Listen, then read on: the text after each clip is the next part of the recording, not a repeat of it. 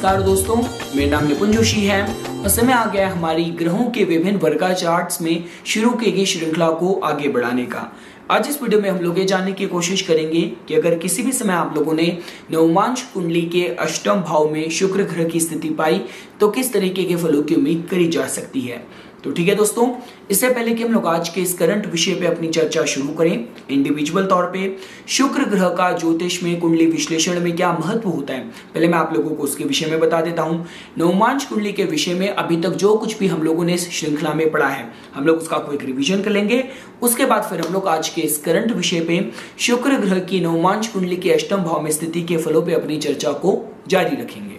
तो देखिए दोस्तों, शुक्र ग्रह आपके जीवन में बताते हैं कि आपका जो टेस्ट है कितना अच्छा है, आपकी पर्सनालिटी में कितना चार्म है, रिलेशनशिप से आपको कितना फायदा मिलेगा, स्त्री पक्ष से आपको कितना जीवन में लाभ मिलेगा, कितना आपको सहयोग मिलेगा। इसके साथ साथ देखिए, अगर शुक्र ग्रह का अगर आपके चंद्र पे स्ट्रॉन्ग प्रभाव हुआ तो आपकी जो किसी भी तरीके के रिलेशनशिप मैनेजमेंट स्किल्स की बात की जाए वो आपकी बहुत प्रभावशाली हो सकती है। क्योंकि देखिए दोस्तों, शुक्र ग्रह उसी तरीके के निर्णय के विषय में बताते हैं, डिसीजंस के विषय में बताते हैं जहां पे टैक्ट है, जहां पे डिप्लोमेसी है, जहां पे सबका अच्छा छुपा है। देखिए, ये मंगल ग्रह का स्वभाव है कि किसी भी सिचुएशन को बलपूर्वक जीतना, लेकिन जब हम शुक्र की बात करते हैं जो कि अपने में ही कंफर्ट्स को, हैप्पीनेस को, एंजॉयमेंट को, प्लेफुलनेस को रिप्रेजेंट करते हैं, तो ये शुक्र ग्रह के काम करने का तरीका आप जोड़ के देख सकते हैं। अगर शुक्र का प्रभाव किसी जातक के लगन पे हुआ तो जातक की जो पर्सनैलिटी है बहुत चार्मिंग हो सकती है, बहुत एलिगेंट हो सकती है,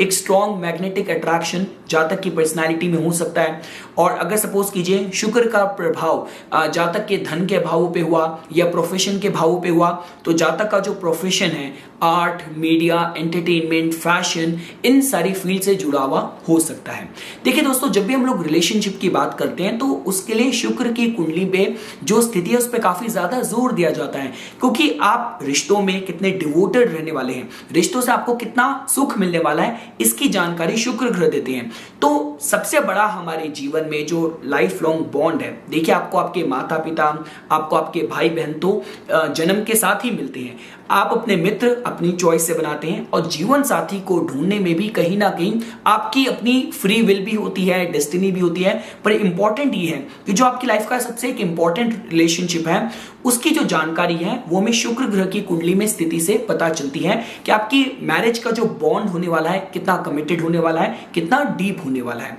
और अगर आपको ये भी समझना हो तो किसी भी पुरुष की कुंडली में ये वो सारे जो भी, अगर आपको देश काल पात्र लगा के समझना हो, जो कोई भी स्त्री की तरफ आकर्षित है उनकी कुंडली में शुक्र ग्रह की जो स्थिति है वो ऑपोजिट सेक्स या स्त्री के पक्ष से कितना लाभ मिलेगा, कंफर्ट्स मिलेंगे, उसके विषय में जानकारी देते हैं। तो ये हो गया दोस्तों शुक्र ग्रह के विषय में जो कुछ भी आप लोगों को पता होना चाहिए। अगर आपको नवमांश कुंडली के विषय में समझना हो तो नवमांश कुंडली आपकी राशि का 9th डिवीजन ही होती है। तो इंपॉर्टेंट ये है कि ये जो चार्ट है हाईली स्पिरिचुअल चार्ट है, ग्रहों की जो ट्रू डिग्निटी है, जो भी आपने लगन चार्ट में ग्रहों की स्थिति देखी, अगर वो सतह के ऊपर का वृक्ष है तो उस वृक्ष की जो जड़ है, उस ग्रह की जो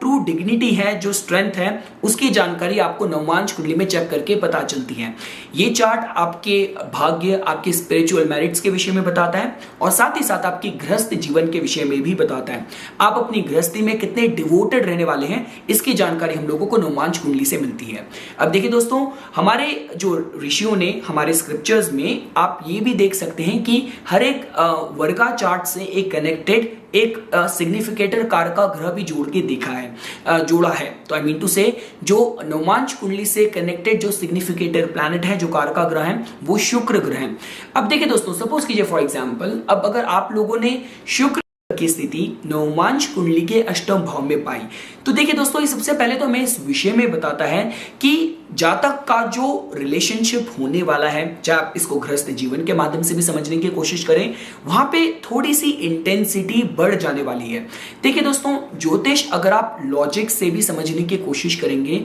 तो ये बहुत ही सिंपल साइंस है, डिवाइन साइंस है, आई मीन टू से एट द सेम टाइम कि देखिए, जो ग्रह जिस भी भाव में होता है, जो भाव होता है वो एक वातावरण, एक एनवायरनमेंट आपको प्रोवाइड करता है। अब उस एनवायरनमेंट को आप किस तरीके से परस्यू करेंगे, किस तरीके से चेज करेंगे, अप्रोच करेंगे, फिर इसकी जानकारी हम लोगों को राशि से मिलती है। तो एनवायरनमेंट सेंसुअलिटी का हो सकता है, आप उसको किस तरीके से अप्रोच करेंगे ये राशि से पता चलेगा। भाव का जो एनवायरमेंट है वो अध्यात्म का, धर्म का, स्पिरिचुअलिटी का हो सकता है। आपकी जो उसको लेके अप्रोच होने वाली है ये फिर हमें राशि से पता चलता है। तो इंपॉर्टेंट है कि देखिए दोस्तों, जब हम लोग अष्टम भाव की बात करते हैं तो अष्टम भाव देखिए बहुत ही कॉम्प्लिकेटेड भाव है। आई मीन टू से ये भाव अगर नवमांश कुंडली के पर्सपेक्टिव से भी आपको समझना हो तो ये भाव आपका सेंसुअलिटी के विषय में भी बताता है, डीप अनस्पोकन इमोशंस के विषय में भी बताता है। जहां पे हम लोग ट्रांसफॉर्मेशन के विषय में बात करें तो ये उसके विषय में भी जानकारी देता है। Death of the relationship, transformation, उसके विषय में भी हमें यहाँ पे पता चलता है।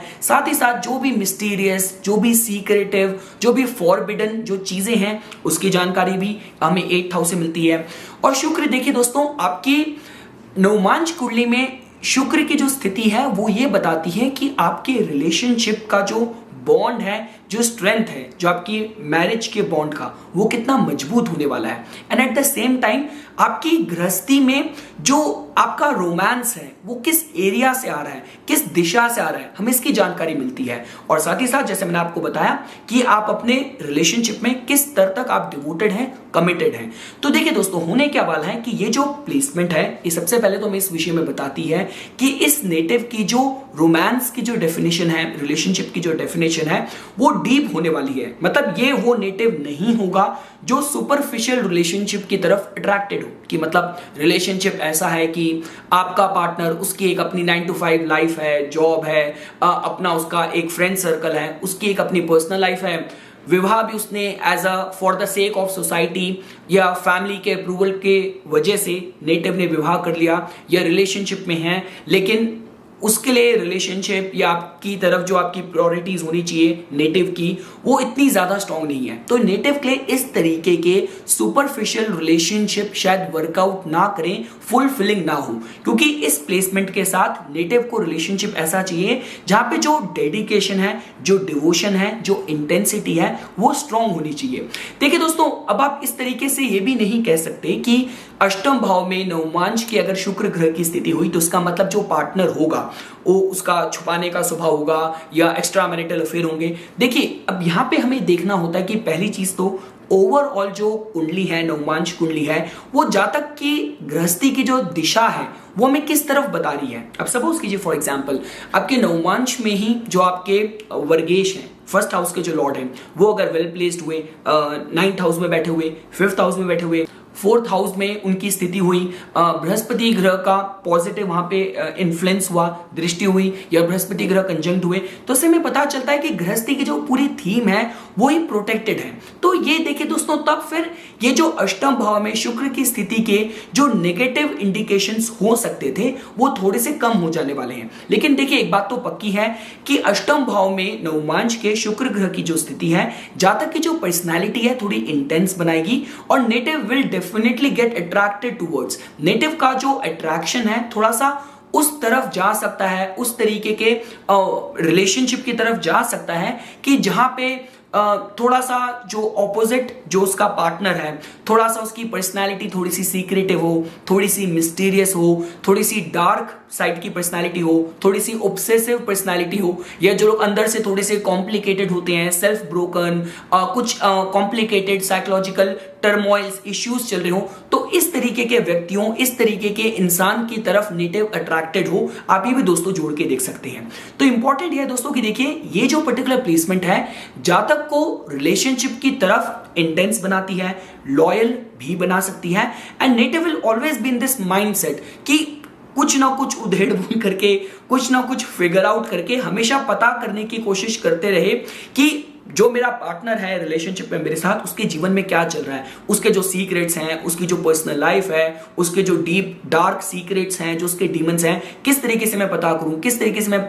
एक्सप्लोर करूं। तो इस तरीके का माइंडसेट रिलेशनशिप की तरफ भी हो सकता है। और जैसे कि दोस्तों मैंने आप लोगों को बताया, ये जो देखिए पर्टिकुलर प्लेसमेंट है, अष्टम भाव बहुत ही ट्रांसेंडेंटल भाव है। आई मीन टू से, अगर यहां पे आके सपोज कीजिए, अगर आपने फॉर एग्जांपल अगर यहां पे नक्षत्र का इन्वॉल्वमेंट, बृहस्पति ग्रह की प्रेजेंस और ओवरऑल अगर कुंडली का जो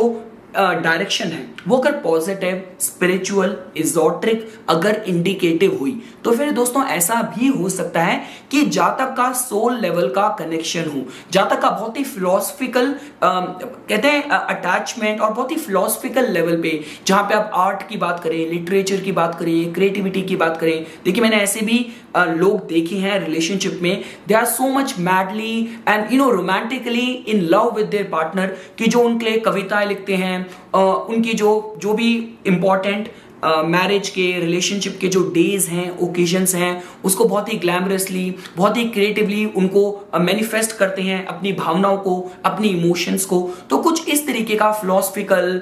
इमोशनल, रोमांटिक, डीपली कमिटेड आप जातक की अप्रोच, जातक का एटीट्यूड देख सकते हैं। देखिए दोस्तों, यहां पे अगर किसी भी तरीके से अगर राहु की प्रेजेंस हुई तब ये ऐसा हो सकता है कि जातक थोड़ा सा जो फॉरबिडन जो एलिमेंट्स होते हैं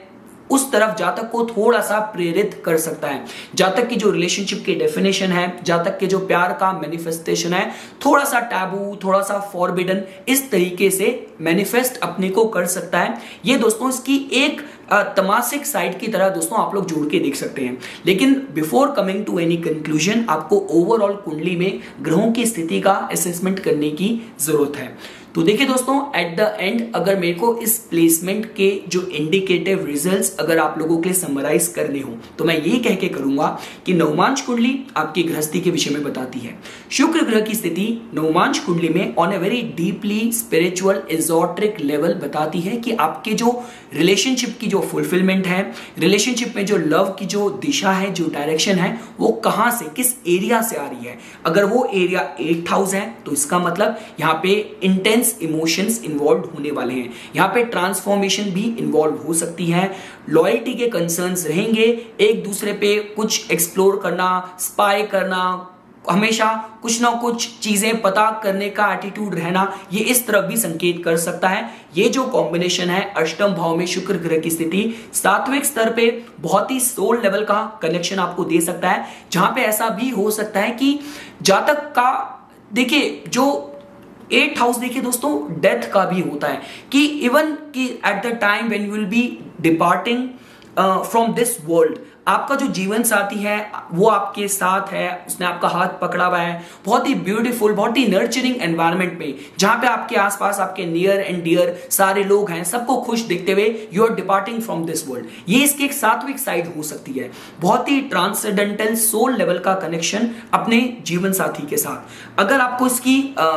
जैसे मैंने आपको बताया, अगर आपको इसकी रजासिक स्तर समझनी हो तब इस विषय से अपने को इस तरीके से अपने को मैनिफेस्ट कर सकती है, जहां पे इमोशंस थोड़े इंटेंस रहने वाले हैं। आप गिफ्ट्स की बात करें, वेल्थ की बात करें, sexual charm, sexual activities, heightened sexual intensity भी अपने को मैनिफेस्ट कर सकती है। ये इसकी एक रजासिक साइड है। और अगर आपको इसकी तमासिक साइड समझनी हो तो हर तरीके की, चाहे आप टैबू और फॉरबिडन सेक्सुअल एक्टिविटीज की बात करें, थॉट प्रोसेस की बात करें रिलेशनशिप में, ये कुछ उस तरफ भी दोस्तों संकेत कर सकती है। पर इंपॉर्टेंट यही है कि इस पर्टिकुलर प्लेसमेंट के साथ जो रिलेशनशिप होने वाला है दोस्तों बहुत ज्यादा इंटेंस और कमिटेड, लॉयल भी हो सकता है। तो ये कुछ बातें थी दोस्तों जो आज मैं इस वीडियो में आप लोगों के सामने शुक्र ग्रह की अष्टम भाव में प्लेसमेंट के विषय में प्रस्तुत करना चाहता था। इसी तरीके की वीडियोस की समय समय पर अपडेट प्राप्त करने के लिए कृपया करके मेरा YouTube चैनल सब्सक्राइब कीजिए और मेरा Facebook पेज लाइक कीजिए। धन्यवाद।